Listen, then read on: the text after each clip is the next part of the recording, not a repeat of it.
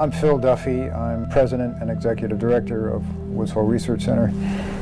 We do research into the role of natural systems in climate change, both as contributing to the problem of climate change through, for example, deforestation. We also work on using natural systems as solutions to climate change. The Climate Science Special Report is part of the so-called National Climate Assessment process, and the National Climate Assessment is mandated by the Global Change Research Act of 1990. It says that every 4 years the government will produce an assessment of how climate change is affecting the United States and will affect the United States. Climate Science Special Report focuses on actual changes in climate, so changes in extreme weather and so on and so on, and then it's used as a large part of the basis of assessments of how human systems are affected. Future projections show warming and perhaps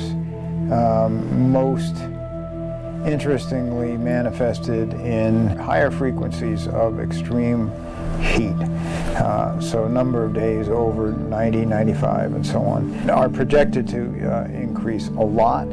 And if we look at the historical record, we can see decade by decade increases in number of days over, you name a temperature threshold, 90, 95, and so on. Now, this report doesn't go into the consequences. That's the assessment itself goes into the consequences of this, but consequences of these extreme heat events can be very significant in terms of lost productivity, in terms of loss of life. In terms of local impacts here in Cape Cod, we don't have a lot of extreme heat here, luckily, but what we do have is flood risk, and flood risk coming from, in our case, primarily from sea level rise, storm surge, and the projections of sea level rise, as I said, have been revised upward, and this is not the first upward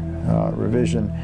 In this report, the high-end projection between now and 2100 is for about 2.4 meters of sea level rise, which is essentially 8 feet. So that's very substantial. I mean, if you were to superpose that on a map of Cape Cod, it's a very, very significant impact. A lot of folks are feeling frustrated now. The federal government isn't doing what I think it should be doing to address this problem. It's important for folks to understand that they have impact. They can do something. You can take action at a local level. You can contact your legislators, your elected representatives. You can actually make changes in your own lifestyle, which not only help to address climate change directly, but also can influence the behavior of other folks.